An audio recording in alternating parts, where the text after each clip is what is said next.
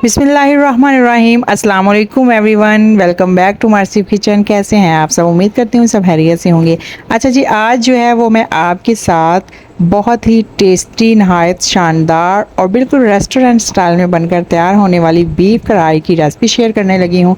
तो चलिए इसको बनाना स्टार्ट करते हैं। सबसे पहले जो है वो यहाँ पे 1.5 किलो के करीब यहाँ पे मैंने बीफ का गोश्त लिया है। इसको जो है वो बॉईल कर लिया है। इसमें अदरक लहसुन का पेस्ट एक चम्मच डाल के और थोड़ी सी काली मिर्च डाल के जो है वो इसको मैंने पहले से बॉईल कर लिया है। ठीक है, अब आ जाते हैं नेक्स्ट स्टेप की तरफ। तो फिर हमने क्या करना है, कढ़ाई में ऑयल डालना है और 2 यहाँ पे जो है वो प्याज मैंने लिए हैं, उसको चॉप किया हुआ है। ठीक है, प्याज को जो है वो हल्का सुनहरी कलर आने तक जो है वो हम इसको फ्राई करेंगे। जैसे ही प्याज का कलर जो है वो थोड़ा सा चेंज हो जाएगा, हल्का सा सुनहरी गोल्डन कलर इसको आ जाएगा, तो फिर हमने इसके अंदर शामिल कर देना है बॉईल किया हुआ जो हमारा बीफ का गोश्त है, वो इसके अंदर सारा शामिल कर देंगे।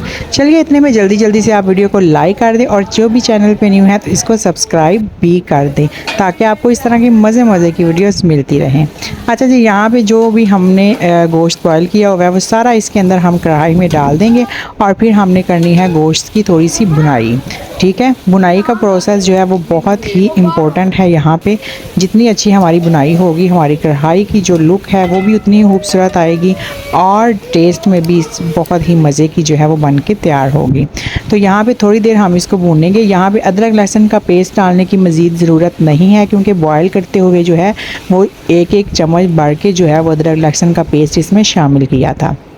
थोड़ी देर भुनाई करने के बाद हम इसके अंदर शामिल करेंगे 1 प्याली भर के टमाटो प्योरी की। ठीक है, यहाँ पे 5 से 6 जो है वो मैंने टमाटर लिए थे मीडियम साइज़ के, उसकी जो है वो मैंने प्योरी बना ली है ग्राइंड करके और इसको मैंने शामिल कर दिया है कढ़ाई के अंदर। ठीक है, तो यहाँ पे हम मज़ीद इसको थोड़ी देर भूनेंगे। ठीक है, टमाटर के साथ इसको जब तक जो है वो हमारा जो है ऑयल सेपरेट होना स्टार्ट नहीं हो जाता। ठीक है, उसके बाद यहाँ पे कुछ स्पाइसेस हैं ऐड करेंगे, जिसमें नमक ऐड किया है, काली मिर्च का पाउडर और थोड़ी सी जो है वो हाफ़ टी स्पून के करीब हल्दी ऐड की है। और उसके बाद यहाँ पे लाल मिर्च का जो पाउडर है वो यहाँ पे ऐड किया है 2 टीस्पून के करीब। ठीक हो गया, तो इसके बाद जो है यहाँ पे हाफ़ टी स्पून जो है वो यहाँ पे रेड चिली जो क्रश्ड चिली है वो मैंने ऐड कर दी है। अब जो है वो मज़ीद हम इसकी बुनाई करेंगे। उसके बाद ले लेंगे हम यहाँ पे 1 कटोरी के करीब, बल्कि थोड़ी सी कम है, 1 कटोरी से 250 ग्राम के करीब ये दही है। तो दही को हमने अच्छे से जो है वो फेंट लेना है। उसके बाद जो है वो हमने इसके अंदर ऐड करना है। ठीक है, तो दही को यहाँ पे अच्छे से ऐड करने के बाद हमने जो है वो मज़ीद इसकी बुनाई करनी है। बस जी, कढ़ाई में जो ज़्यादा काम होता है वो बुनाई वाला ही होता है। ठीक है, क्योंकि गोश्त जो है वो हमारा पहले से गल चुका है, तो हमें मज़ीद इसको गलाने की ज़रूरत नहीं है, बस हमने यहाँ पे इसकी बुनाई ही करनी है। ठीक है, अब दही ऐड करने के बाद जो है वो हम लो फ्लेम पे थोड़ी देर इसको पकने के लिए छोड़ेंगे। तो जैसे ही यहाँ पे जो है वो ऑयल सेपरेट होना स्टार्ट होगा, फिर हम इसके अंदर एंड पे शामिल करेंगे थोड़ी सी ग्रीन कटी हुई चिलीज़। ठीक है, और उसके बाद यहाँ पे ऐड करेंगे हम 1 टेबलस्पून भर के जो है वो खुश्क जो कुटा हुआ धनिया होता है ना वो। ठीक है, इससे जो इसके अंदर जो है वो एक बहुत ही प्यारी खुशबू आएगी। ठीक है, ये आपने पहले ऐड नहीं करना है। ठीक है, इसको हम आखिर में ऐड करेंगे।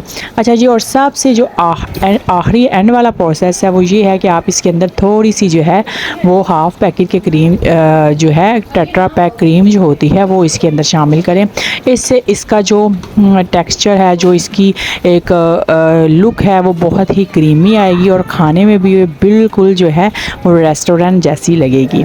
ठीक है, तो अगर आप इसको स्किप करना चाहते हैं, आप टेट्रा पैक वाली क्रीम नहीं इस्तेमाल करना चाहते, तो इसका दूसरा ऑप्शन ये है कि आप घर की जो सादा दूध के ऊपर जो मलाई आती है ना, आप वो भी यूज़ कर सकते हैं। ठीक है, उससे भी जो है वो बहुत ही रिच फ्लेवर आएगा। ठीक है, तो यहाँ पे हमारी जो है वो शानदार सी जो है बीफ कढ़ाई वो बिल्कुल रेडी है। इसको एंड पे फ्रेश लुक देंगे हम, इसको सब्ज़ धनिया के साथ बिल्कुल फ्रेश कटा हुआ इसके ऊपर हम डालेंगे। और जनाब ये देखें कितना मज़े का जो है वो यम्मी लुक आई है इसकी। तो आप इसको नान के साथ सर्व करें या फिर रोटी के साथ खाएं तो बहुत ही ये मज़े की लगेगी। उम्मीद करती हूँ कि आपको मेरी ये रेसिपी अच्छी लगी होगी, तो आप भी इसको ज़रूर से ट्राई कीजिएगा और मुझे अपनी दुआ में याद रखिएगा। Thanks for watching. Fee Aman Allah.